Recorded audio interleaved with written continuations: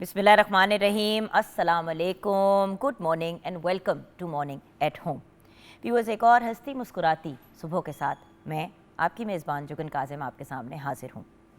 Viewers, वो Nations, वो मालिक कभी भी मरते नहीं हैं जो अपने नेशनल हीरोज़ को याद रखते हैं और उनसे रिलेटेड दिनों को सेलिब्रेट भी करते हैं। और हर एरा में व्यूअर्स, जैसे कि आप जानते हैं, कोई ना कोई ऐसी पर्सनालिटी ज़रूर पैदा होती है जो उस सेंचुरी का रेफरेंस बन जाती है। जैसे कि 19th सेंचुरी का रेफरेंस अल्लामा मोहम्मद इकबाल बने। जब हम अल्लामा इकबाल की बात करते हैं तो चाहे बच्चा हो या बड़ा हो या बुज़ुर्ग हो, ये एक ऐसा नाम है जिससे हर इंसान फेमिलियर भी है और उनकी अचीवमेंट्स के बारे में भी लोग जानते हैं। डॉक्टर सर अल्लामा मोहम्मद इकबाल 9 नवंबर 1877 को सियालकोट में पैदा हुए। आप एक renowned poet, writer, thinker, lawyer and politician थे। उर्दू और पर्शियन ज़बान में आपने पोइट्री की और उसमें बहुत पॉपुलैरिटी भी आपने पाई। आपका शुमार पाकिस्तान मूवमेंट के एक्टिव मेंबर्स में होता है and as one of the fathers of the nation. अल्लामा इकबाल ही तो थे जिन्होंने अपनी पोइट्री के ज़रिए सब कॉन्टिनेंट्स के मुसलमानों को जगाया था। चाहे यूथ हो, चाहे ख़वातीन हों, चाहे एडल्ट्स हों, चाहे बुज़ुर्ग हों, हर किसी के अंदर एक desire for a free nation आपने अपने कलाम के थ्रू क्रिएट की। वो अल्लामा इकबाल ही थे जिन्होंने 1930 में दिए गए खिताब इलाहाबाद में मुसलमानों के लिए एक अलग स्टेट की बात की और अब नज़रिए पाकिस्तान का कॉन्सेप्ट भी पेश किया। सो अल्लामा इकबाल को मुसव्विर पाकिस्तान भी कहा जाता है।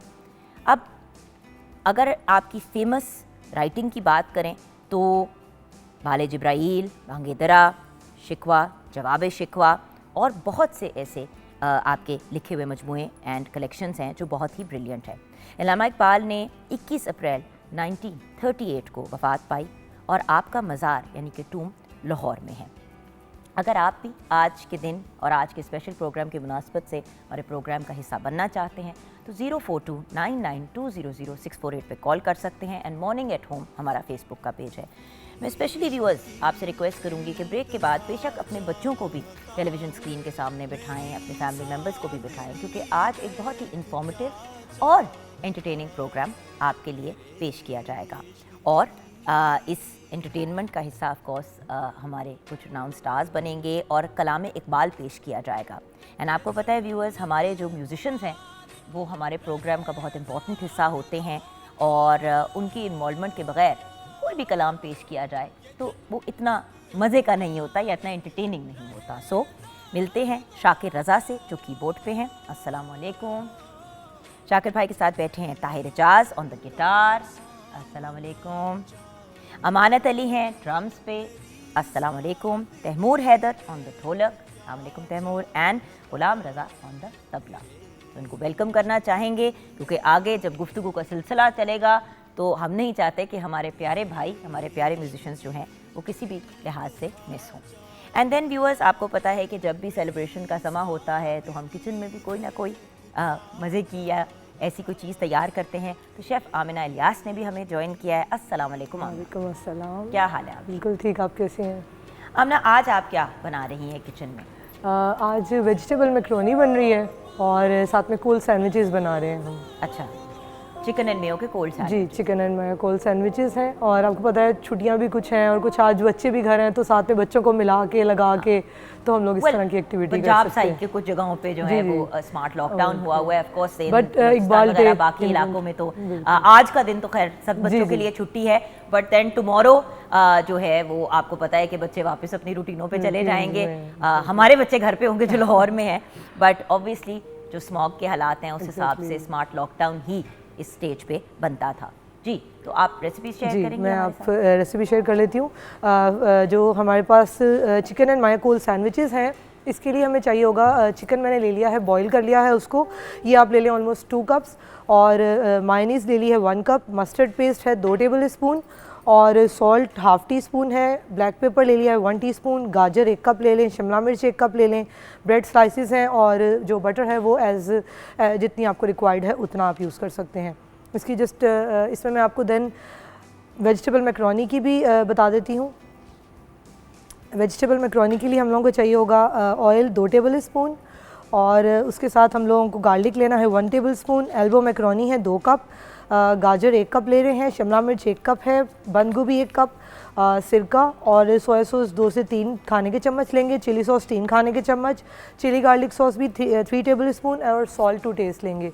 क्विकली मैं आपको इसकी ब्रीफिंग दे देती हूँ। इसमें हमने ऑयल डाल दिया पैन में फॉर द मैकरोनी, उसमें देन हम लोग गार्लिक सौते कर लेंगे, फिर उसमें हम लोग 1 बाय 1 अपनी वेजिटेबल्स ऐड कर लेंगे एंड देन फिर हम उसमें जो हमारे पास सॉसेस हैं वो ऐड करके, सीजनिंग सॉल्ट, ब्लैक पेपर, बहुत ज़्यादा इसमें स्पाइसेस ऐड नहीं होते, वो ऐड कर लेंगे एंड देन मैकरोनी डाल के थोड़ी सी रनी सी सॉस होनी चाहिए हमारी, और उसके बाद हम लोग इसको जस्ट हॉट जो है वो हम इसे सर्व कर लेंगे। और जो कोल्ड सैंडविचेस हैं उसके लिए भी बहुत क्विक सी रेसिपी है।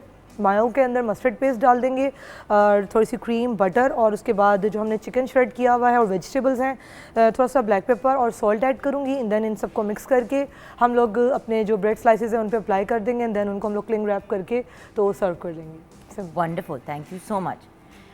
व्यूअर्स, बचपन से सुनते आ रहे हैं कि खुद ही को कर बुलंद इतना कि हर तकदीर से पहले खुदा बंदे से खुद पूछे बता तेरी रज़ा क्या है। तो आज इस टॉपिक पे मज़ीद बातचीत करेंगे। ब्रेक के बाद आप हमारे साथ रहिएगा। आज इकबाल डे है जिसे हम सेलिब्रेट कर रहे हैं ऑन मॉर्निंग एट होम।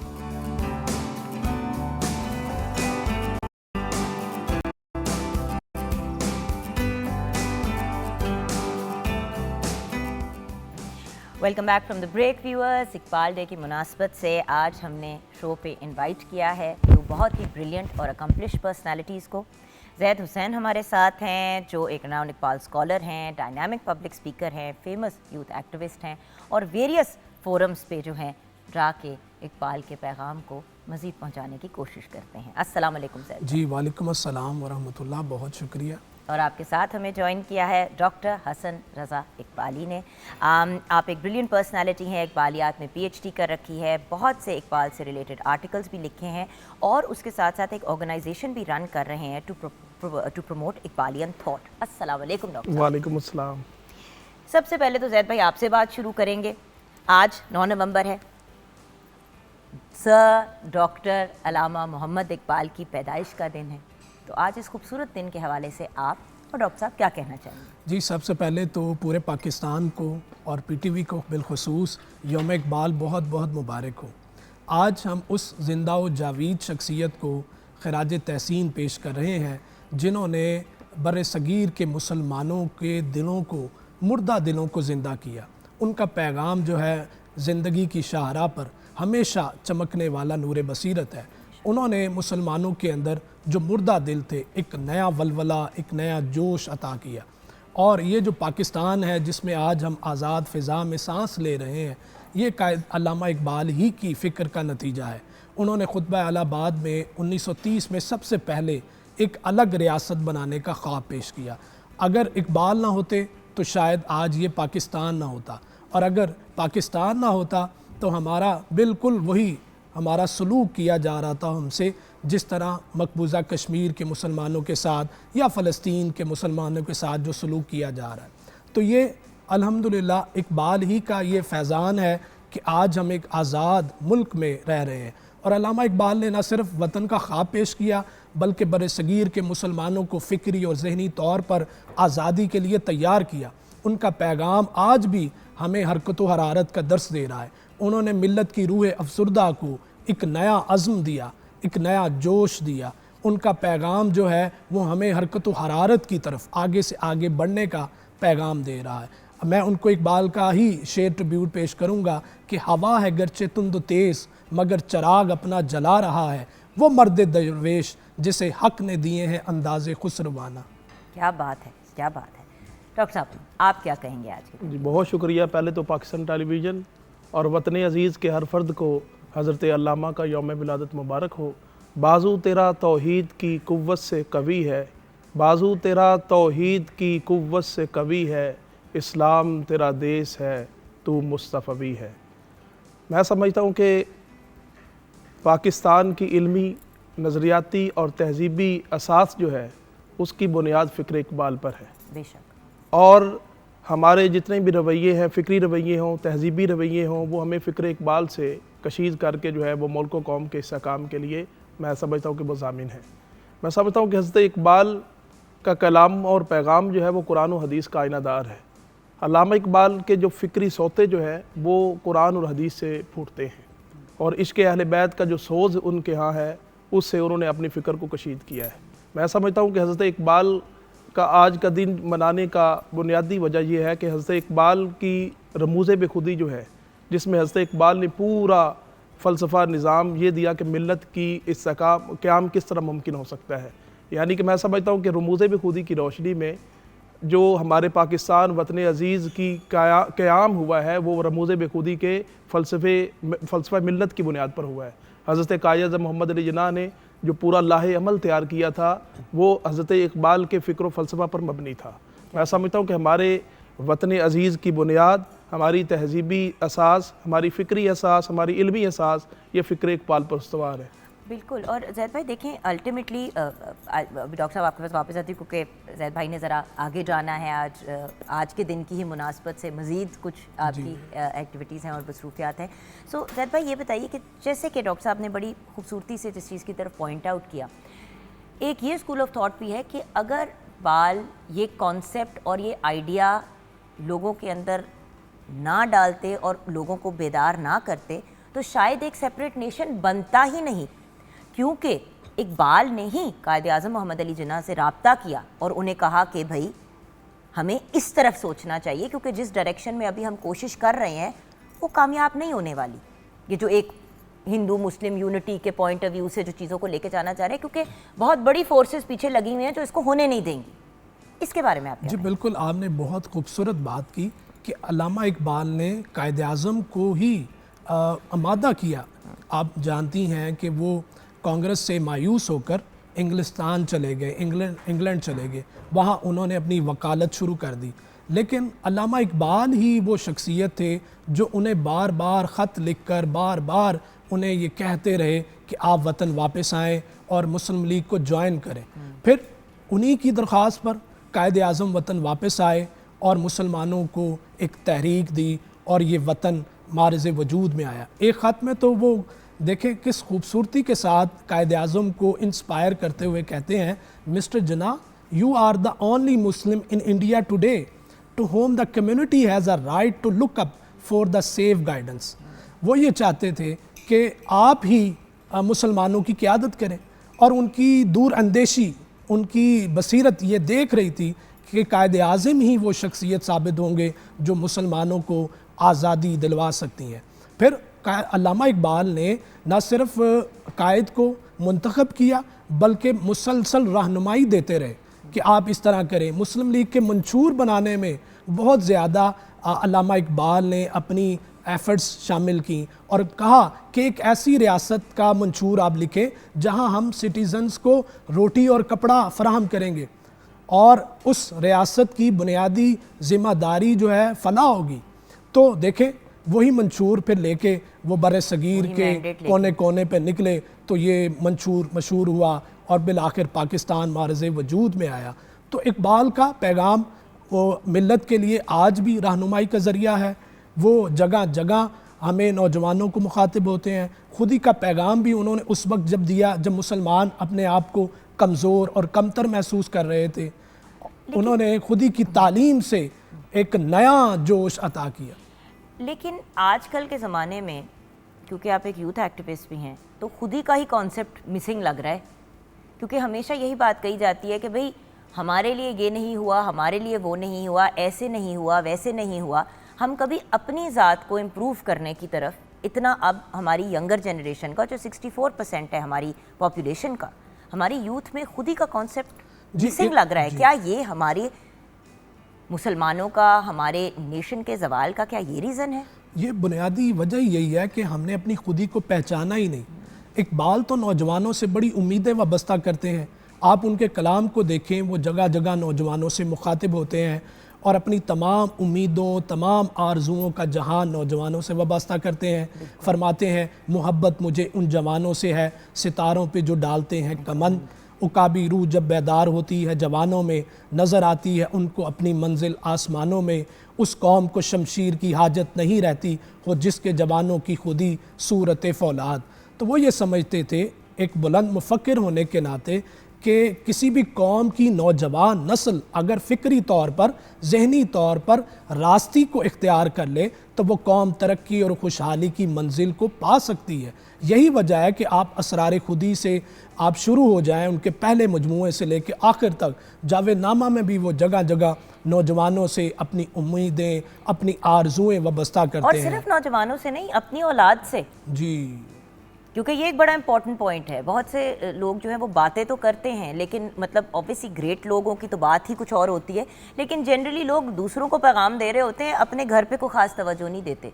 उन्होंने अपने बेटे को जो पढ़ने के लिए गए हुए थे उनको बाकायदा जावेदनामा लिखा और उनको बेदार, उनकी भी खुदी को बेदार करने की कोशिश। जी बिल्कुल, आपने जिस तरफ इशारा किया, यू स्टार्ट एट होम। जी, उन्होंने जावेदनामा के अंदर खालिसतन अपने नौजवान को मुखातिब करते हुए मिल्लत के तमाम नौजवानों को पैगाम दिया है, अपने बेटों की तरह। जी अपने बेटे और बेटियों की तरह। जी बिल्कुल, वो आप उनकी नज़म देखें, जावेद के नाम दयार इश्क में अपना मुकाम पैदा कर, नया ज़माना नए सुबह शाम पैदा कर, खुदा अगर दिल फितरत शनास दे तुझको, सकूत लाला व गुल से कलाम पैदा कर, मेरा तरीक अमीरी नहीं फ़कीरी है, खुदी न बेच गरीबी में नाम पैदा कर। तो जहाँ वो उम्मीदें वाबस्ता करते हैं वहाँ नौजवानों की इस्लाह भी करते हैं। जिस तरफ आपने इशारा किया अपने सवाल में, वो तनकीद भी करते हैं। फरमाते हैं तेरे सोफ़े हैं अफरंगी, तेरे कालीन है ईरानी, लहू मुझको रुलाती है जवानों की तन आसानी। फिर आगे चलते हैं नौजवानी रा चुबीनम भी अदब, रोज़े मन तारीक मी गर्दद चुशब, कि जब मैं किसी नौजवान को आदाब से, एटिकेट से महरूम देखता हूँ तो मेरा दिन जो रोशन है, जो मेरा फ्यूचर रोशन है, वो मुझे तारीक लगता है, वो मेरी रात स्याह तरीन रात हो जाती है। तो वो नौजवानों से तो बहुत उम्मीदें वाबस्ता करते हैं, लेकिन आज अफसोस ये है कि हमने खुदी को बुला दिया, इकबाल के फ़लसफ़ा शाहीन को बुला दिया, इकबाल ने जो तसव्वुर हयात पेश किया था उसको भी बुला दिया, जो मर्द मोमिन का जो कॉन्सेप्ट दिया, वो अफसोस है कि आज कहीं भी मर्द मोमिन नज़र नहीं आता। तो हमें इस पे बहुत काम करने की ज़रूरत है। हम एक ज़िंदा कौम है, इकबाल भी हमें ज़िंदगी अता करना चाहते हैं, उनके पैगाम से हरकत व हरारत मिलती है, ज़िंदगी जो बंजर दिल है उनको एक कुव्वत मिलती है, ताकत अता करती है, और दुनिया के किसी भी नामुमकिन काम को मुमकिन बनाया जा सकता है अगर हम इकबाल के कलाम को पढ़ लें। बिल्कुल, यहाँ पे हम ब्रेक की तरफ जाएंगे। जैद भाई आपका बहुत बहुत शुक्रिया। डॉक्टर साहब, जो जिन सब डायरेक्शंस में जैद भाई ने पॉइंट किया है, मैं चाहूँगी कि अब आप उनको एड्रेस करें। ब्रेक के बाद जैद भाई बेस्ट ऑफ लक, आपका इवेंट है, आपने वहाँ पे जाना है, हम उसकी भी फुटेज पीटीवी पे चलाएंगे इंशाल्लाह। एंड ब्रेक के बाद डॉक्टर साहब हमारे साथ रहेंगे, हम मज़ीद अपने कॉन्सेप्ट्स को क्लियर करेंगे।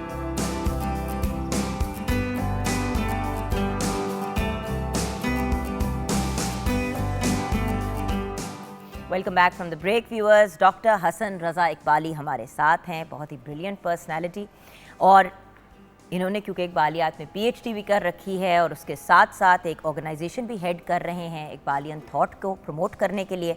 तो इनसे बेहतर कौन है जो हमें गाइड कर सकता है आज के दिन की मुनासबत से। अच्छा, हम इल्लामा इकबाल के वेरियस डिफरेंट फ़िलासफ़ीज़ पे ब्रेक से पहले बात कर रहे थे। जैद भाई ने मेंशन किया फ़लसफ़ाए खुदी और बेखुदी क्या है, इस पे मज़ीद कुछ तबसरा करेंगे आप डॉक्टर साहब? जी, असल में हज़रत इकबाल ने कि दो मसनवियात हैं, एक मसनवी असरार खुदी और एक मसनवी रमूज़ बेखुदी। इकबाल ने पहले मसनवी असरार खुदी के अंदर पूरे फ़र्द की तरबियत और उसकी तकमील का पूरा खाका बनाया है, एक लाहेअमल पेश किया है कि एक फ़र्द जो है वो अपना ज़ाती तशख़्ख़ुस बरकरार रख कर जो है वो कौम व मिल्लत के लिए क्या काम कर सकता है। पहले वो अपनी ज़ात को उसकी तकमील करेगा, अपने असबात ज़ात करेगा, उसके बाद फिर वो रमूज़ बेखुदी का मरहला जब आता है उसमें यह है कि मिल्लत का फ़लसफ़ा है। बेखुदी का मतलब ये नहीं कि फ़िना हो जाना नहीं है, बल्कि बेखुदी का मतलब ये है कि जब इसरार खुदी का जो फ़र्द है, जब वो अपना ज़ात को मुकम्मल कर लेता है, उसका तशख़्ख़ुस कर लेता है, जब वो अपनी तकमील कर लेता है, अपनी ज़ात जब उसकी मुकम्मल हो जाती है, उसकी तकमील मुकम्मल हो जाती है, उसके बाद फिर वो अपने ज़ाती मुफादात को जो है वो कौम के वसी तर मकासद पर कुर्बान कर देता है। यानी उसका मतलब यानी कि वो ज़म कर देता है, यानी जो अपनी सलाहियतें होती हैं एक फ़र्द की, वो इज्तिमाई पर आकर फिर वो अपना किरदार अदा करता है, वो निभाता है। अब असरार खुदी क्या है? मैं समझता हूँ कि असरार खुदी जो है वो ला इलाहा इल्लल्लाह पर उस्तवार है, जबकि मिल्लत जो है वो मोहम्मद रसूलुल्लाह सल्लल्लाहु अलैहि वसल्लम पर उसकी बुनियाद है। फ़र्द जो है वो यकताई पर माइल है, यानी खुदा की जो एट्रीब्यूट्स है, उसकी सिफात से वो हम आहंग हो जाता है और उससे मुतसिफ हो जाता है। यानी जो खुदाई क्वालिटीज़ हैं, जो उसकी सिफात है, उससे वो मुतसिफ है, अंदर इंजज़ाब उसका रहता है। भाई कि मोहम्मद सल्लल्लाहु अलैहि वसल्लम से वफ़ा तूने तो हम तेरे हैं, ये जहाँ चीज़ क्या है, चीज़ है क्या, लोहे कलाम तेरे हैं, कलम तेरे हैं। जी जी तो वाली बात है ना कि अल्टीमेटली जब हम अपने कॉन्सेप्ट लेते हैं जी तब हम अपने आप को कामयाबी की तरफ लेके जा सकते हैं। मसला ये है कि देखें, यूथ के पास अभी क्लियर कॉन्सेप्ट्स नहीं हैं। बिल्कुल। उन्होंने जो थोड़ा बहुत स्कूल में, यूनिवर्सिटी के लेवल पे पढ़ लिया, देखिए थोड़ा बहुत ही है, क्योंकि आपको भी पता है कि एक जो कलाम है, जो उनकी राइटिंग्स हैं, वो इतने वसी हैं बिल्कुल कि कोई इंसान सारी ज़िंदगी, अब आपने पीएचडी कर रखी है और आपको भी पता है कि फिर भी बहुत सी ऐसी चीज़ें हैं जो अभी आपने नहीं पढ़ी, आपने पढ़ने के बाद भी अभी मज़ीद उन पे जो है रिसर्च करनी है और उनको अंडरस्टैंड करना है। और इकबाल का कलाम ही कुछ ऐसा है कि एक दफ़ा पढ़ते हैं, यंगर ईयर्स में पढ़ते हैं, उसका मतलब आपके लिए कुछ फ़र्क होता है, जब आप बड़े होते हैं उसका कॉन्सेप्ट आपके लिए फ़र्क हो जाता है। खूबसूरती ही इकबाल के कलाम की है कि हर जनरेशन को अप्लाई करता है। जी, तो ये बताइए कि आपके जब बुनियादी तसव्वुरात की बात की जाए तो वो क्या है? मैं समझता हूँ तो खुदी और बेखुदी की हमने बात जी, अल्लामा साहब ने अपनी मसनवी सारी खुदी और रमूज़े बेखुदी में अपने तमाम बुनियादी जो उसके अफकार हैं, जो उनके बुनियादी फ़लसफ़े हैं, वो पेश कर दिए हैं। मसलन इकबाल ने असरार खुदी के अंदर तसव्वुर खुदी, बेखुदी, इसके अलावा तसव्वुर फ़क्र, तसव्वुर तकदीर, तसव्वुर हयात और बहुत से जो अल्लामा साहब के अफकार थे, तसव्वुर तकदीर, ये अल्लामा ने इन दोनों मसनवियात के अंदर पेश किए हैं। मैं समझता हूँ कि अगर हल्का हल्का हम इन सब पे टच अपॉन करें। जी, जिस तरह फ़क्र के अंदर जो बुनियाद है वो तवक्कल और तकदीर के ऊपर है। ठीक है, इसके बुनियादी मुबाहिस ज़िमनी जो है वो क्या है, तकदीर और तवक्कुल। ठीक है। और इसके अलावा कनात और तवक्कल का जो मफहूम हमारे यहाँ लिया जाता है वो बिल्कुल मनफी मानों में लिया जाता है। जिस तरह कनात का मतलब है जो मिले उसी को ही समझ लिया जाए कि यही मेरे लिए है और मज़ीद तक वो दो ना की जाए, मज़ीद कोशिश ना की जाए, जिद्दोजहद ना की जाए। इकबाल इस कंसेप्ट को नहीं मानते। इकबाल का तसव्वुर कनात ये है कि इंसान तगोदो करे, साई मेहनत करे और अपनी तख्लीक को पहचान कर जो है मज़ीद उसको आगे जिद्दोजहद करे, उसको उसमें कामयाबी हो ना हो वो उसको मज़ीद आगे लेके चले। यानी वो इस पर कनात ना कर ले कि ये जो मुझे मिल चुका है यही सब कुछ है, बल्कि वो मज़ीद जो है वो डायमेंशन और मज़ीद रास्ते जो है वो हमवार करे। और देखिए, अल्लाह ताला ने हमें दिमाग दिया, एक जहन दिया।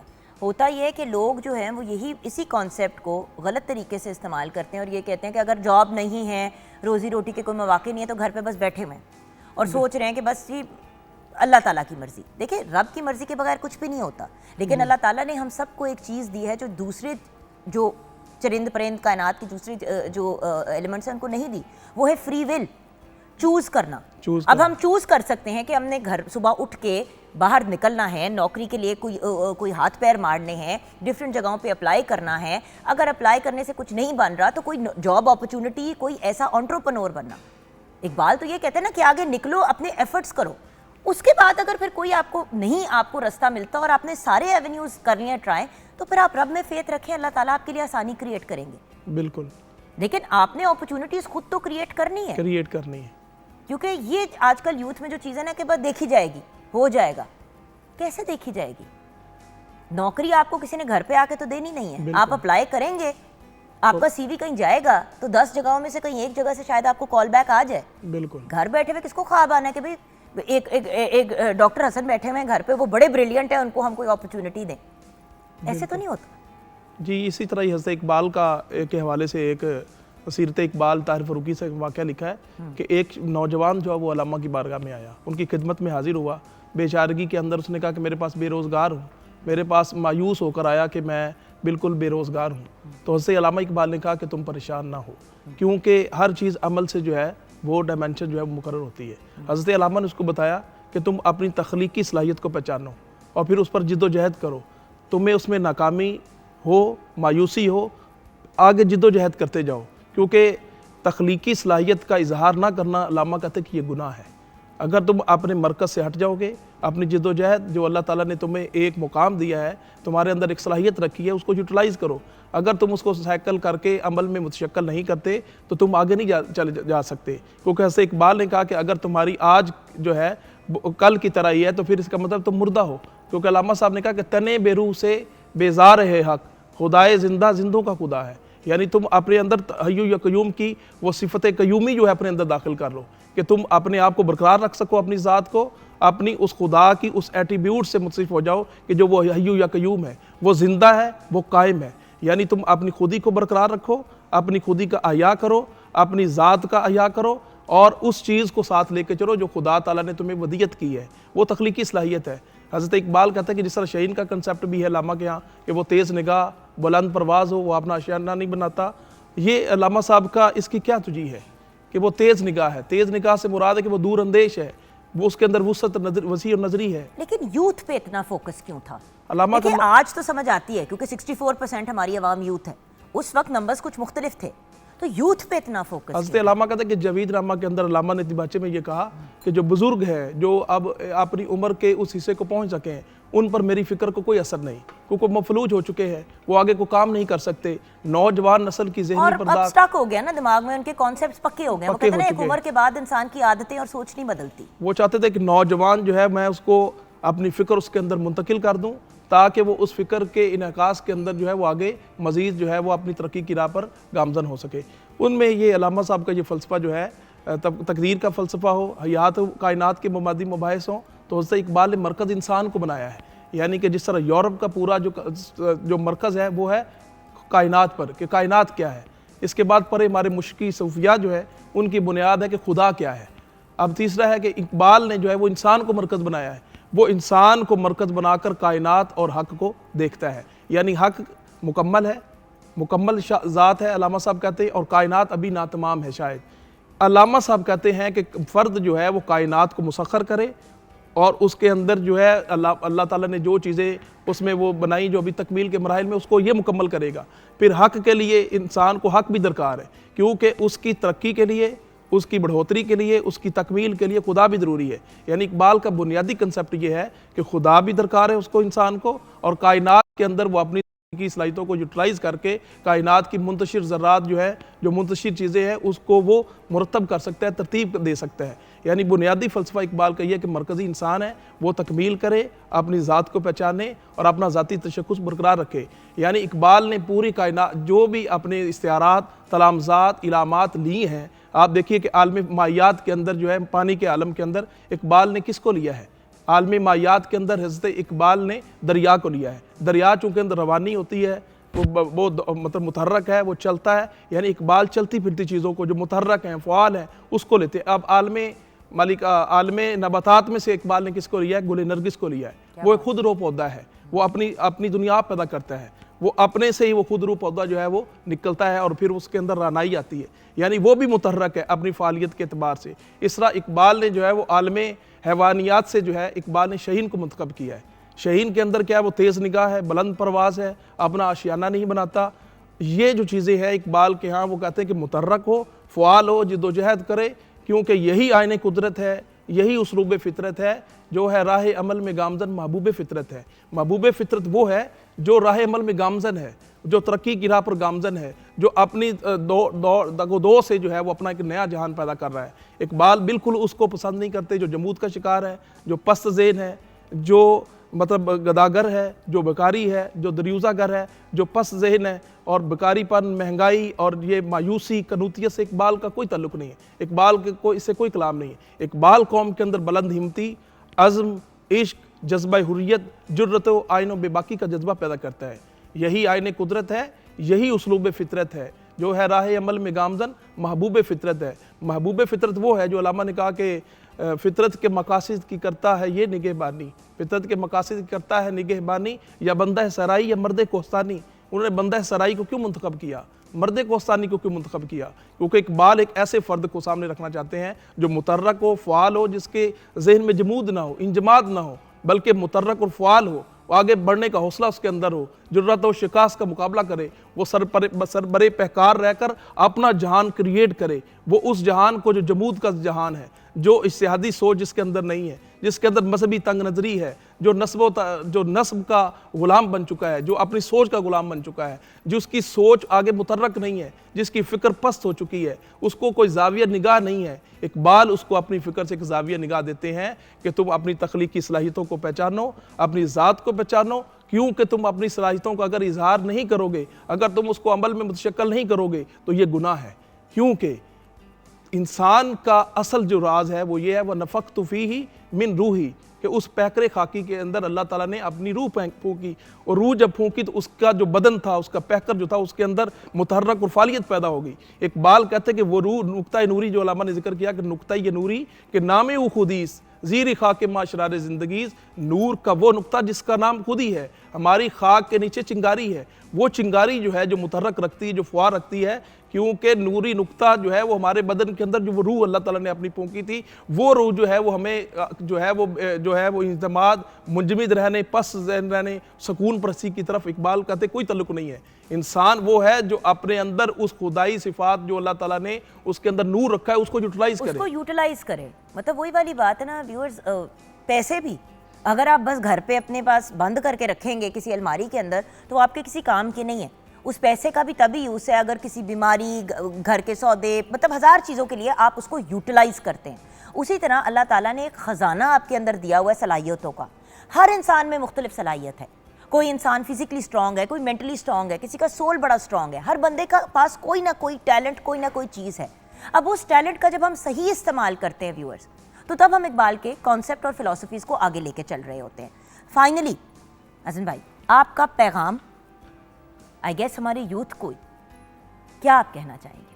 मैं समझता कि पूरी कौम जो है वो हज़रत इकबाल की फ़िक्र से और उनके फ़लसफ़े से अपने जो रोज़मर्रा जो हमारे दरपेश चैलेंजेस का सामना है, यानी हमारे तमाम सवालात वो मौजूद हैं।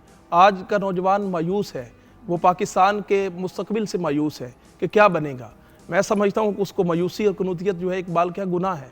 इकबाल कहते हैं कि कनूतियत, बेयकीनी और मायूसी जो है वो ज़वाल इल्म इरफान है। इल्म इरफान के दरवाजे बंद हो जाते हैं, वो जमूद का शिकार हो जाता है। मैं समझता हूँ कि नौजवान जो है वो हज़रत इकबाल का कलाम, चूँकि हर मिसरा जो है वो तलवार की सैकल की मानिंद है। वो उसके नज़रियात जो जमूद के नज़रियात हैं, जो सुकून परस्ती के नज़रियात हैं, जो वो आगे बढ़ने से उसको रोकते हैं, जो उसको मायूसी और कनूतियत और बेयकीनी और मायूसी के जंगल के अंदर उसको जो है वो आवारा जुनून की तरफ भगाते हैं। तो मैं कहता हूँ कि हज़रत इकबाल का जो फ़लसफ़ा है वो कौम के अंदर, जो नौजवानों के अंदर शहीनी सिफ़ात को पैदा करेगा। जिस तरह वो तेज़ निगाह है, दूर अंदेश है, वो अपने टारगेट्स जो है उसको वो अचीव करता है। यानी हज़रत इकबाल ने जिस तरह असरार खुदी में कहा कि दर शबिस्तान हिरा खलवत गुजीद, कि जिस तरह प्यारे महबूब सल्लल्लाहु अलैहि वसल्लम ने हिरा के अंदर दर शबिस्तान वजूद, अपने वजूद को, अपनी ज़ात को पहचान लिया। वो क्या था कि यक कौमो आफरी यब कोनो यब आइनो कौमो हुकूमत आफरीन, यानी नबी पाक सल्लल्लाहु अलैहि वसल्लम ने अपने टारगेट जो वो सेट किए तो एक आइन, एक कौम और एक हुकूमत पैदा की। यानी कि अगर एक शख्स जो है वो अपनी तख्लीकी सलाहियतों को किसी एक जगह बैठकर यकसुई के साथ और अपने जहन को मुतहर्रक करते हुए कुछ सोचता है, क्योंकि वो पस फिक्र नहीं होगा। जो हज़रत इकबाल के कलाम को पढ़ेगा उसकी फ़िक्र के अंदर वुसअत पैदा होगी, वो वसी नज़र होगा, दीन इस्लाम की सही हकीकत से वो रूशनास होगा, इस्लाम और इंसानियत के जो उसूल, मुसलमान उसूल हैं, उसके भी तरफ हमें फ़िक्र इकबाल ही रहनुमाई कर सकती है। तो मैं समझता हूँ कि नौजवान नस्ल को हज़रत इकबाल की मसनवियात का मुताला करना चाहिए। इकबाल के इस्तिआरात तलाज़मात इस्तिआरात के अंदर जो एक वसी कायनात का एक पूरा मंज़र इकबाल क्रिएट करते हैं कि वो जगह जगह से वो इस्तिआरे लेते हैं जिसके अंदर फ़ालियत है, जिसमें हरकत है। तो हज़रत इकबाल जो है वो कौम को पैगाम देते हैं नौजवान को कि तुम अपने अंदर हिम्मत पैदा करो, क्योंकि हिम्मत से पैदा कर जो है तुम्हारी आगे मंजिलें आसान होगी। Thank you so much doctor साहब, आपके टाइम का, मुझे पता है आप मसरूफ़ थे, आज आपकी अपनी भी बहुत सी एक्टिविटीज़ हैं करने वाली। आज के दिन की मुनासबत से आपने वक्त निकाला हमारी ऑडियंस के लिए, हमारे शो के लिए। थैंक यू डॉक्टर साहब, बहुत ब्लेस यू। शुक्रिया। और डॉक्टर साहब तो अब हम ब्रेक की तरफ जाएंगे। ब्रेक के बाद जब वापस आएंगे तो हमें ज्वाइन करेंगी एक ऐसी पर्सनैलिटी जिनको हम नॉलेज का इंसाइक्लोपीडिया कहते हैं, ट्रूली डॉक्टर उमर आदिल। जब हमें ब्रेक के बाद ज्वाइन करेंगे तो मज़ीद हमें गाइडेंस देंगे, हमें इकबाल की ज़िंदगी के बारे में, उनकी बहुत जो उन्होंने मेजर डिसीजंस लिए, जिस तरीके से उन्होंने अपनी ज़िंदगी को गुजारा, उसके बारे में भी बात करेंगे। और हमें ज्वाइन करेंगी हमारी मुल्क की मारूफ बल्कि इंटरनेशनली रनाउंड एक सूफ़ी और सूफ़ी सिंगर भी, नात ख्वां भी हैं, हिना नसरुल्लाह साहिबा हमें ज्वाइन करेंगी। आपको आपकी परफॉर्मेंस की बेस पे प्राइड ऑफ परफॉर्मेंस से भी नवाजा गया। इनसे मुलाकात होगी ब्रेक के बाद और वापस आएंगे कलाम इकबाल सुनते हुए।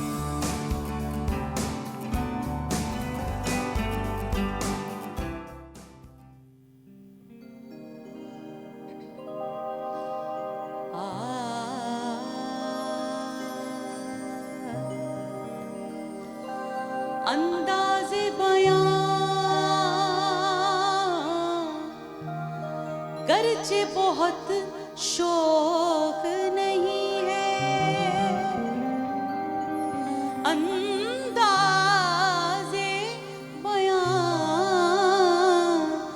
गर्चे बहुत शौक नहीं है,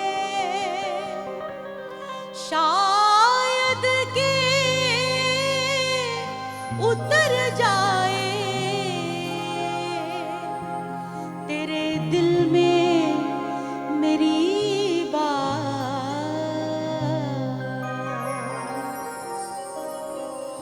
न तू ज़मीं के लिए है न आसमां के लिए, न तू ज़मीं के लिए है न आसमां के लिए, न तू ज़मीं के लिए है न आसमां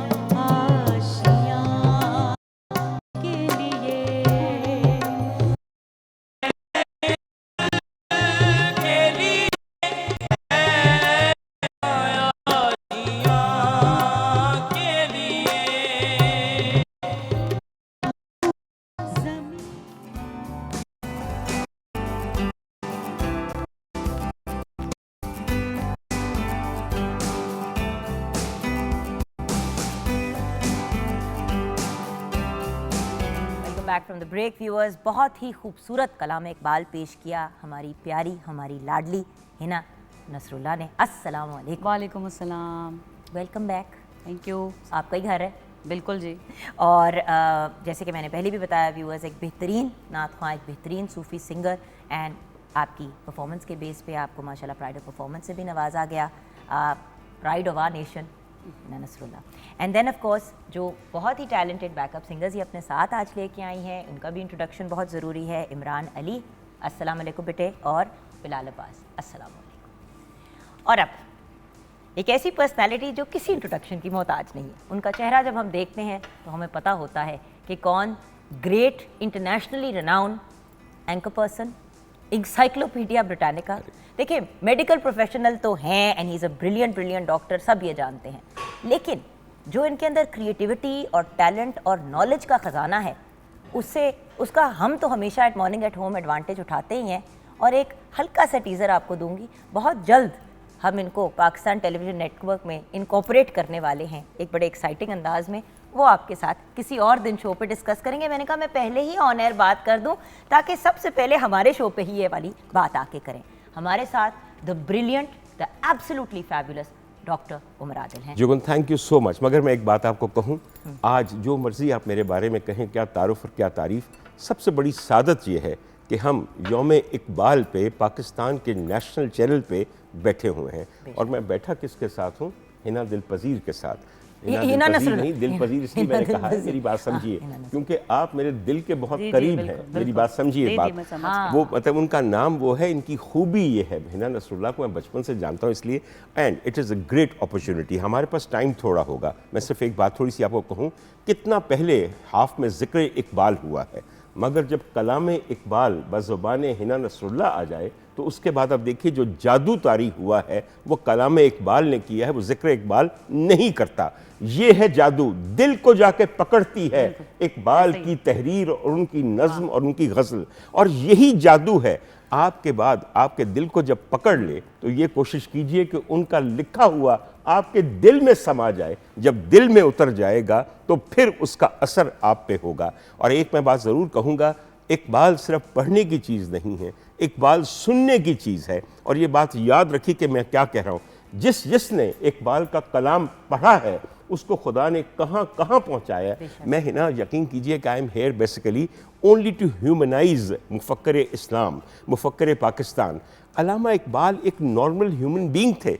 और मैं थोड़ी सी एक आपको बात कहूँ, ख़वातीन और हज़रात, आप में से तमाम लोग जो सुन रहे हैं, हम अगर इकबाल की खुशबू, अल्लामा की खुशबू सूंघना चाहते हैं, और अगर आपको मौका मिले तो दुख्तर इकबाल के पास जाइए। हमारे पास जो इस वक्त एक बेहतरीन सूरत अल्लामा को जानने की मौजूद है, वो बीबी मुनीरा सलाहुद्दीन है।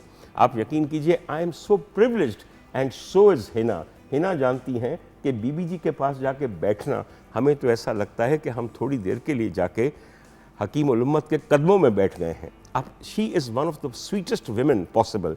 At 93 she still retains that particular aura. आप मुझे बताइए, मुझे तो कम से कम यही लगता है कि हम इकबाल को नहीं देख सके, उनको नहीं मिल सके, मगर बीबी जी की शक्ल में हम उनके करीब अपने बहुत ज़्यादा महसूस करते हैं। And I must tell you one thing or other, मेरे बहुत सारे मुझे मौके मिले कि मैंने जस्टिस जावेद इकबाल साहब का इंटरव्यू किया, और एक बात मैं उनके मुताल्लिक़ कहना चाहता हूँ। हम लोग जिक्र किया करते थे, I would ask him things you know that I would like to know from his son. जुगन, मैंने उनसे एक दफ़ा पूछा कि अल्लामा के कलाम को बहुत लोग गाते हैं, आपके वालिद का कलाम है, तो आपको किसका गाया हुआ कौन सा कलाम सबसे ज़्यादा पसंद है? और उन्होंने एक मिनट के लिए सोचा, बिकॉज अल्लामा का कलाम तब से गाया जाना शुरू हुआ जबकि अल्लामा खुद हयात थे, और अल्लामा ने खुद कह के सुना भी है।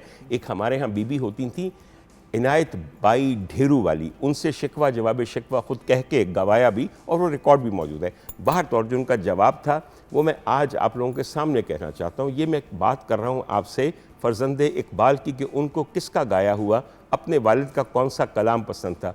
उन्होंने बग़ैर तामुल के हिना मुझे कहा कि मुझे पसंद है हर लहज़ा है मोमिन की नई आन नई शान, और बज़ुबाने मलिका तरन्नुम मादाम नूरजहां। अब आप सवाल कीजिए, मेरा जहन एक्चुअली बहुत सारी चीज़ों की तरफ है। एक उम्र हमारी गुजर गई, और एक उम्र क्या कई उम्रें चाहिए। अल्लामा को समझने के लिए, उनसे मोहब्बत करने के लिए। डॉक्टर साहब ऑनेस्टली, और ये मैं किसी उससे नहीं कह रही, ये मैं बहुत मोहब्बत और प्यार से कह रही हूँ, आप मेरे सवालों के मोहताज नहीं हैं। अरे ये बात एंड द पॉइंट इज, आप जब आके बैठ जाते हैं, आपको पता है जब भी आप शो पे आते हैं मैं आपको क्या कहती हूँ ब्रेक में कि भैया now the show is yours, मैं आपकी स्टूडेंट हूँ। आपकी इजाज़त आपके दिल की बड़ाई और वसअत बताती है, वरना होस्ट डोमिनेट करता है। एक बात कहूँ, वक्त थोड़ा सा है, हिना मेरे साथ बैठी है, जब हिना मेरे साथ बैठी होती है तो मेरा ध्यान जिस तरफ जाता है वो वही है जो हमारा मुश्तरका महबूब है, हमारे मालिक है, हमारे सरकार है। मैं छोटी सी आपको बात बताऊं, आज अल्लामा की पैदाइश का दिन है। ये बड़ी मुश्किल से हमने ये फैसला किया कि 9 नवंबर 1877 को अल्लामा पैदा हुए। इसके बारे में बहुत सारी डिबेट थी बाहर तौर। मैं चाहता हूं कि मैं उस बाप का जिक्र करूं कि जिसके घर में मेरे परवरदिगार ने हकीमुल उम्मत जैसा फर्जंद पैदा किया, और क्या बिला वजह पैदा किया। मैं आपको बताना चाहता हूँ, लोग आजकल ज़्यादा जानते नहीं हैं, शेख नूर मोहम्मद साहब जो कि बाज़ार चूड़ी गरां के अंदर सियालकोट में रहते थे, आपको पता है वो काम क्या करते थे? ख़वातीन हज़रात, मैं आपको सिर्फ ये बताना चाहता हूँ कि जिस चीज़ को आप अज़मत समझते हैं कि बहुत बड़े सज्जादा नशीन हो तो उनके यहाँ गद्दी नशीन पैदा हो, ऐसा नहीं होता। मेरे मौला की हिकमत है, जिसको जहाँ पैदा करे। शेख नूर मोहम्मद साहब को नथू कहा जाता था, और उनका काम पता है क्या था? एक ज़माने के अंदर टोपी बुरके होते थे, टोपी बुरके के अंदर एक टोपी होती थी, उसमें देखने के लिए सामने आंखों के आगे एक जाली बुनी जाती थी, इसको हम शटलकॉक बुर्का भी शटल कॉक बुरका भी कहते हैं। बाद में अगर ज़माने में तो हम उसको टोपी बुरका कहा करते थे। और वो जो जाली आंखों के सामने बुनी जाती थी, उसके लिए ख़ास महारत चाहिए होती थी, क्योंकि वो तार कशी का काम होता था और सीने का काम होता था। अल्लामा के वालिद शेख नूर मोहम्मद साहब कहलाते थे नथू टोपियाँ वाला। मेरी बात को समझिए, ये मैं बड़ी अकीदत से बात कह रहा हूँ, ये मौला की मर्जी है कि जिसको जहाँ चाहे पैदा करे। और शेख नूर मोहम्मद साहब जो थे, वो मेरी नज़र में और बहुत सारे लोगों की नज़र में एक इंतहाई सूफ़ी मंश आदमी थे। मैं सिर्फ एक छोटा सा वाक़या आपको बताना चाहता हूँ, मैं चाहता हूँ कि हिना आप भी ये वाक़या सुने। एक दफ़ा अल्लामा के घर पे, जो कि सियालकोट में वाक़या था, उनके वालिद अंदर बैठे हुए थे और दरवाजे पे एक फ़कीर ने आके सदा दी और कहा गया उसे कि भाई माफ़ करो, अभी कुछ नहीं देने के लिए।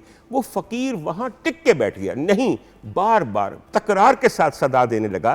तो अल्लामा अभी कॉलेज से या स्कूल से आए थे, टीनेजर थे, तो वो थोड़े से तंग हुए और अल्लामा के हाथ में छोटी सी छड़ी थी, तो उन्होंने फ़कीर को भगाने के लिए उसके ऊपर हल्की सी छड़ी मारी ताकि वो चला जाए, और वो फ़कीर नाराज़ होकर चला गया। ये पूरा मंज़र शेख नूर मोहम्मद साहब ने देख लिया। जब उन्होंने देख लिया तो आइए फिर देखिए हुआ क्या। उन्होंने ये कहा कि बेटा ज़रा अंदर आते हो, बुला के अल्लामा को सामने खड़ा किया। ये मैं तरबियत की बात कह रहा हूँ। अल्लामा अल्लाह से तो जो पा के आए थे, लेकिन माँ बाप की तरबियत के बगैर मुफक्कर इस्लाम बनना, मुफक्कर पाकिस्तान बनना मुश्किल। कहने लगे बेटा जो तुमने किया है, दर पे आए फ़कीर को छड़ी मारी है, तो सोचो कि रोज़े महशर हो, क़यामत का दिन हो, तमाम नबी मौजूद हों बारगाह खुदाबंदी में, वली अब्दाल मौजूद हों, इस उम्मत के तमाम मुफक्किर व ज़ाहिद व आलिम और आमिल मौजूद हों, और मेरे सरकार खड़े हों, और इतने में आके ये फ़कीर ये कहे कि मैंने एक शिकायत करनी है रब तेरे हजूर, कि मैं इनके दर पे गया था, इनके बेटे ने मुझे छड़ी मार के भगा दिया। कहने लगे मैं घड़ों पानी के नीचे डूब के मर जाऊंगा, और अगर कहीं मेरे सरकार ने यह कह दिया कि नूरिया तेनू तो मैं एक फर्जंद दिता सी, तेरे को ओदी तरबियत ना हो सकी कि वो खलके खुदा दे नाल प्यार नाल और मुहब्बत नाल पेश आवे, यार तुम की कीता। तो उन्होंने कहा कि इकबाल मुझे इस नदामत से बचा लेना, मुझे ये शर्मिंदगी नहीं देखनी, मैं तुम्हारी शक्ल में तुम्हारे किसी अमल से। मैं आपको ये बात बताना चाहता हूँ कि अल्लामा ने उस घड़ी ये दिल में बांधा कि कोई ऐसा अमल ना हो कि जो रोज़े क़यामत अपने सरकार के सामने शर्मिंदगी का बायस बने। बरसों बाद आज उनकी एक रुबाई है अल्लामा की, जो दुनिया जहान पढ़ती है, और दुनिया जहान फ़ारसी में है। मैं सिर्फ उसका आपको मफ़हूम बताना चाहता हूँ। तू गनी अज़ हर दो आलम मन फ़कीर, खुदा को कहा जा रहा है कि तू तो दो आलम का गनी है, तू दो आलम का मालिक है और मैं फ़कीर हूँ, और अगर रोज़े क़यामत तू मेरा एक उज़र नहीं मानेगा कि मैंने गुनाह इसलिए किए, मेरी एक्सक्यूज़ नहीं मानेगा, और अगर तूने ये समझा कि मेरा हिसाब लेना ज़रूरी है और मेरे तमाम गुनाहों का भी एक पूरे का पूरा तूने वहाँ खोल के खाता रखना है, तो मेरी सिर्फ एक बात मान ले, मेरे परवरदिगार, तू वाकई हिसाब ले, तू रोज़े क़यामत मुझसे मेरे एक एक करतूत, एक एक गुनाह का हिसाब ले, सिर्फ मेरी एक अर्ज़ मान ले। ये सब चीज़ें मेरे सरकार की निगाह बचा के करना, मैं उनके आगे शर्मिंदा नहीं होना चाहता। अच्छा जुगर, इसमें कहने की बात यह है कि जो वो जिस शर्मिंदगी का बचपन में उनको एहसास दिला दिया गया, वो शर्मिंदगी उनकी उस रुबाई का, उस अकीदे का, उस मसल का बायस बनी जिसके तहत अल्लामा ने अपनी ज़िंदगी गुजारी है। ख़वातीन हज़रात, ये बात मैंने आपको इसलिए कही है, ये रुबाई अल्लामा के किसी कलाम में शामिल नहीं है, और आप यकीन कीजिए ऐसे ऐसे इकबालियात के माहिर और ऐसे ऐसे आशिक रसूल मौजूद हैं जो कहते हैं कि हमसे हमारी तमाम मता ले लें, सारा कलाम ले लें, ये रुबाई हमारे नाम कर दें। आपके नाम भी ये रुबाई हो सकती है अगर दिल में आज ये पैदा करें कि कोई ऐसी चीज़ करें, ज़िंदगी ऐसे गुजारें कि जाके उनके सामने इकबाल की तरह शर्मिंदगी से बच सकें। डॉक्टर साहब, आपने उनके अबू की बात की, उनके वालिद साहब की बात की, मज़ीद उनकी फ़ैमिली के बारे में हमें गाइड करेंगे, क्योंकि ये वाला जो मरहला है, जैसे कि आपने कहा कि हम सर डॉक्टर मोहम्मद अल्लामा इकबाल को ह्यूमनाइज करना चाहते हैं, उनके बारे में हम बहुत कुछ जानते हैं लेकिन उनको नहीं हम जानते, तो उनको जानने के लिए उनकी वालिदा, उनके भाई बहन, पहले इस पे बात करते हैं, उसके बाद फिर अगले स्टेज की तरफ। आप बहुत मुनासिब बात कर रही हैं, क्योंकि देखिए मैं हमेशा कहता हूं कि किसी भी शख्स को अगर आपने पहचानना है तो उसके घराने को देखिए, उस घराने के अंदर वो तमाम अज्जा होते हैं जो कि उसकी शख्सियत साजी में इस्तेमाल होते हैं। एक तो पहली बात यह है सादगी। जब अल्लामा ये कहते हैं ना कि मेरा तरीक गरीबी है, अमीरी नहीं तो फ़कीर, तो उसकी वजह है एक बेइंतहा सादा ख़ानदान जहाँ पे सिर्फ हाथ से काम करके बच्चों की परवरिश की जाती थी। अल्लामा के एक बड़े भाई थे जिन्होंने उनकी ज़िंदगी पे बहुत असर किया। मैं आपको अर्ज़ करूं, और उनका नाम अता मोहम्मद था, और इसके अलावा उनकी बहनें भी थीं, मगर दोनों बहनें चूँकि करीम बीबी और तालिया बीबी दोनों फौत हो गई जल्दी शादी के फ़ौरन बाद, तो इसलिए अल्लामा के साथ बहुत अरसा नहीं हो सका। वालिदा एक इंतहाई नेक औरत थी, इस कदर नेक औरत थी। और मैं आपको एक बात बताऊं, एक अजीम आदमी का एक बहुत बड़ा निशान है, औरत या आदमी का, उसकी माँ से उसका ताल्लुक़। और आप यकीन कीजिए कि अल्लामा ने जहाँ बहुत सारी नज़में लिखी तो अपनी वालिदा की वफ़ात के बाद एक दिल खराश नज़म लिखी है, वो वालिदा मरहूमा की याद में। तो ये बताता है जिस शख्स का ताल्लुक़ अपनी माँ और अपने बाप से नहीं होता वो कभी भी बड़ा आदमी नहीं बनता। एक मैं जुगन और बात कहना चाहता हूँ, मेरी बात सुनिए। वो मेरा गला वैसे अल्लामा के ज़िक्र पे, और अल्लामा के ज़िक्र पे गला क्यों ना रुंधे, इसलिए अल्लामा के बारे में एक बात कही जाती है कि वो बड़े बड़े सानेहों के ऊपर रोते नहीं थे, मगर कुरान पढ़ते वक्त और जब सरकार का नाम आ जाता था तो उनकी आंखों से बारिश की तरह आंसू बहते थे। हम सारी बातें कर लें, खुदी की बात कर लें, सुपर ईगो की बात कर लें, अल्लामा जिस शख्सियत के सामने, जिस ज़ात के सामने खुद पानी पानी और आंसुओं का ढेर हो जाते थे, वो सरकार दो आलम है और होना भी चाहिए बिल्कुल। खैर, खुदी वहीं से आती है जब वहाँ पे आजिज़ी और न्याज शामिल हो। आपको एक छोटी सी बात बताऊं, शायद आपको ना पता हो लेकिन मेरा दिल कर रहा है बताने को। अल्लामा की जो पहली शादी हुई उनका नाम था बीबी करीम बीबी, और वो लेडी इकबाल वो बनी जब नाइटहुड मिला है। अल्लामा was knighted, that is why उनके नाम के साथ सर लगा सर आता है। लोगों का भूल गया कि नाइटहुड क्या होता है, क्योंकि हम अब ब्रिटिश कॉलोनी नहीं रहे या कॉमनवेल्थ में शामिल ही रहे। लेकिन उस वक्त का सबसे बड़ा ऑनर, बहुत बड़ा ऑनर, सबसे बड़ा ऑनर यही होता था। एब्सोल्युटली। तो नाइटहुड के बाद आपकी बेगम को, जो नाइट बनता है उसको सर कहा जाता है और बेगम को लेडी कहा जाता है। तो वो लेडी इकबाल जो खातून थी वो फर्स्ट वाइफ थी, और अंग्रेज सिर्फ फर्स्ट वाइफ को मानते हैं। अच्छा, ये जो फर्स्ट वाइफ थी, इनके जो वालिद थे यानी कि अल्लामा के ससुर, उनका नाम था सर्जन अता। वो एक सिविल सर्जन थे जो पहले इराक में रहे और फिर पाकिस्तान आए, और उनकी ये बेटी थी, और इन्होंने अल्लामा की मुआवनत भी की थोड़ी सी उनकी तालीम के लिए और वगैरह वगैरह। अच्छा, ये जो बीबी थी, इनकी एक बहन थी, वो बहन जो थी एक वकील से ब्याही हुई थी, और उनके यहाँ एक बड़ा होनहार बच्चा पैदा हुआ था, बहुत ही होनहार बच्चा, जो अल्लामा की गोद में खेला करता था। बहुत कम लोग जानते हैं कि जिसका मैं जिक्र कर रहा हूँ, जिस बच्चे का, वो खुद एक बहुत बड़े मौसीकार थे, जनाब ख्वाजा खुर्शीद अनवर साहब। यानी कि ख्वाजा खुर्शीद अनवर साहब के खालू कौन थे? अल्लामा सर मोहम्मद इकबाल। अच्छा, इनको मैं फिर सही इंसाइक्लोपीडिया ब्रिटानिका बताती हूँ, ऑफ द यूनिवर्स। बात नहीं है, कोई इंसाइक्लोपीडिया की बात नहीं है। मैं अर्ज़ क्या करूँ आपको। अच्छा, एक तो किस्सा ये है कि आज सिर्फ मोहब्बतों का सिलसिला है, मोहब्बतों का सिलसिला। जहाँ से मैंने जिक्र किया वहाँ से शुरू हो गए। और अल्लामा के बारे में मैं सिर्फ इतनी बात कहना चाहता हूँ, जब हम उनका नाम लेते हैं ना, एक दफ़ा ख्याल कर लेना चाहिए कि बावजू हैं या कम अज़ कम मुँह से कुली की हुई है कि नहीं। इस किस्म के लोग हैं वाकई, बिल्कुल। और मैं अगर मेरी बात को कोई चैलेंज करना चाहता है तो 100 दफ़ा कीजिए, मुझ जाहिल को क्या पता है। मैंने सच कहा है कि ख्वाजा खुर्शीद अनवर साहब अल्लामा की गोद में खेले हुए हैं और अल्लामा उनके सगे खालू हैं बाकायदा। और उसके अलावा उन पे जो उनका असर है वो अलग बात है, वो अगर वो किसी दिन ख्वाजा साहब पे प्रोग्राम करेंगे तो उस पर करेंगे। एक बात मैं आपको एक और बात बता दूँ, एक हम थोड़ी सी ज़्यादती करते हैं। हम ज़्यादती ये करते हैं कि हम अल्लामा को ह्यूमनाइज्ड नहीं रहने देते, हम उनको एक बहुत मैग्निफिसेंट चीज़ बनाते हैं। अपनी हर आदत में एक बेइंतहा सादा इंसान, वो तमाम बातें जो कलाम में मौजूद हैं हमें लगता है कि बड़ी मेजेस्टिक होंगी। There was nothing majestic about his lifestyle, he was a down to earth person. अच्छा, उनके जो एक अर्निंग का भी सिलसिला था वो बड़ा इंटरेस्टिंग था, बिल्कुल। उस पर मैं बात करना चाहूँगी, लेकिन आपकी इजाज़त से, जहाँ पे आपने कहा कि इकबाल को सुनना चाहिए, तो कौन सा कलाम अब मेरी प्यारी बहन पेश करेंगी? बड़ा खूबसूरत कलाम है जी। फिर चिरागे लाला से रोशन हुए कोहो दमन, मुझको फिर नगमों पे उकसाने लगा मुर्गे चमन। जी मैं सुना। वाह वाह।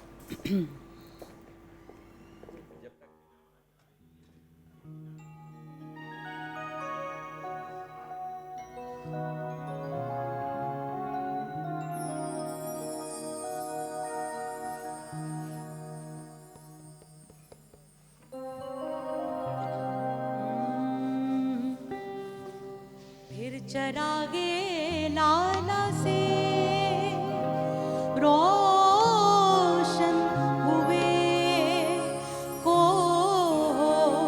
दमन, फिर चरागे लाला से रोशन हुए को दमन, फिर चरागे लाला से रोशन हुए को दमन,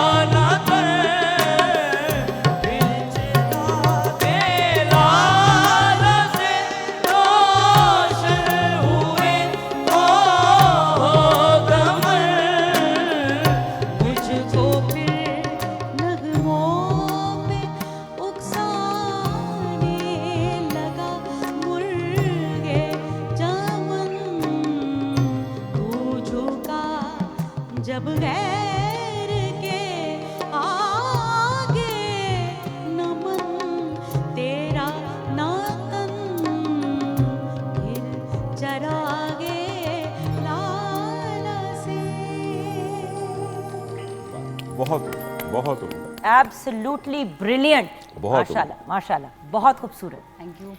और यहाँ से अपनी गुफ्तगू को लेके जाते हैं सर डॉक्टर अलामा मोहम्मद इकबाल की अपनी पर्सनालिटी की तरफ। आपने जैसे कि अभी कलाम से पहले के बात मेंशन की, कलाम इकबाल से पहले, कि आपकी बहुत ही सादा पर्सनालिटी थी।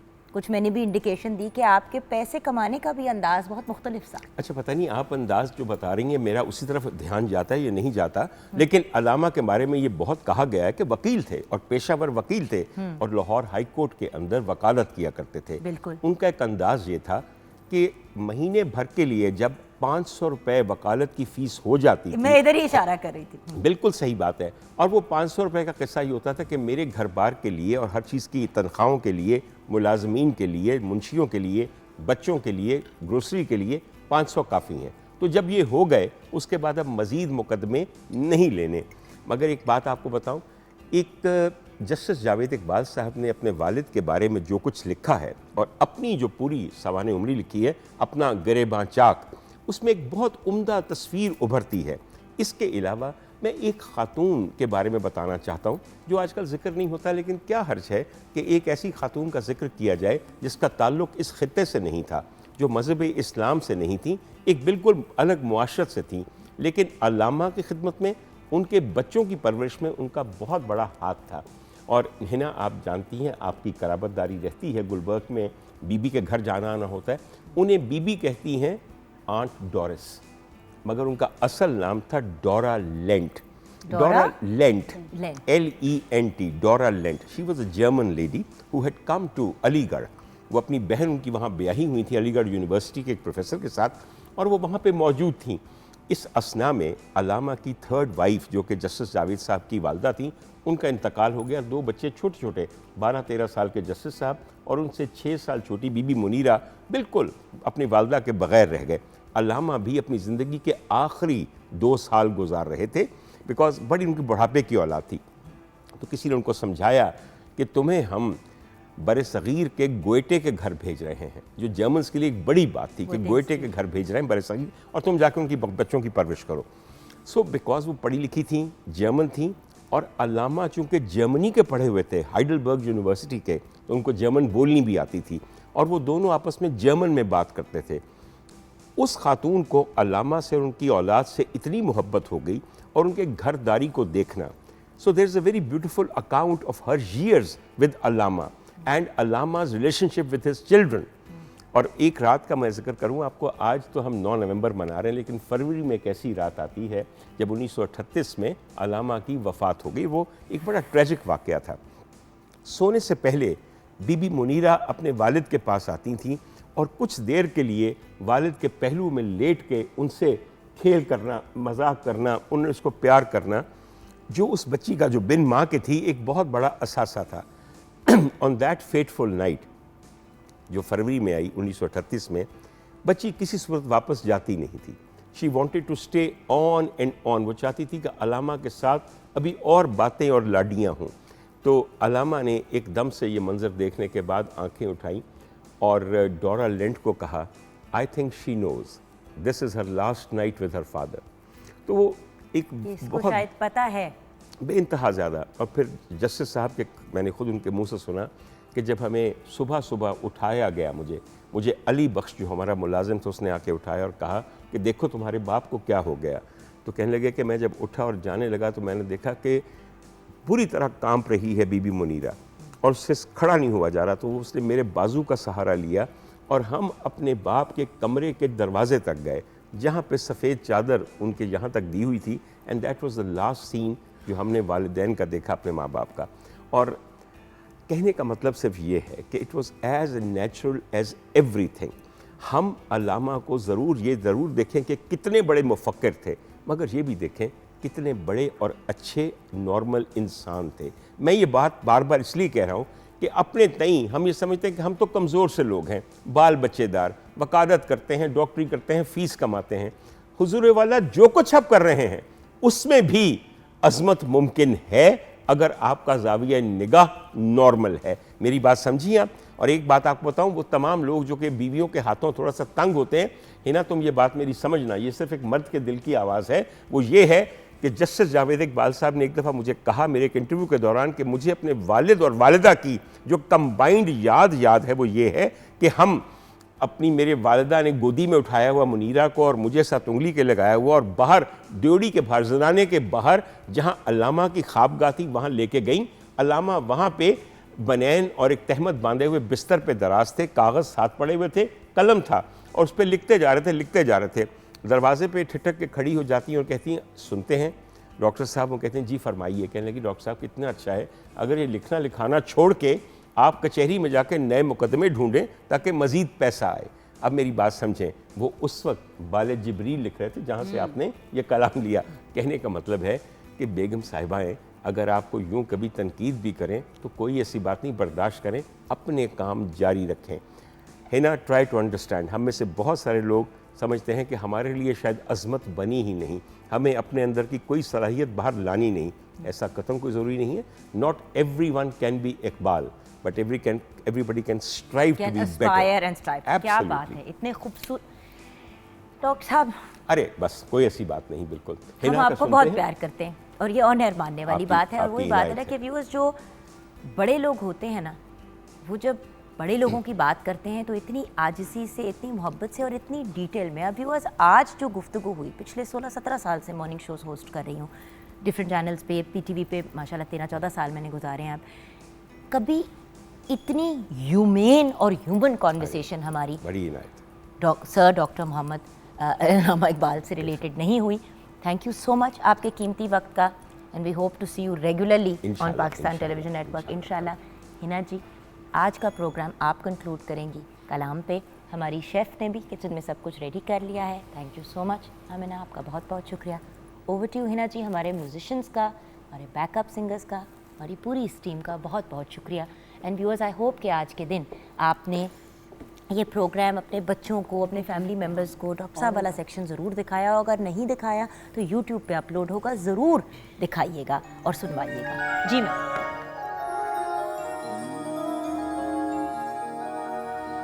दयारे इश्क में अपना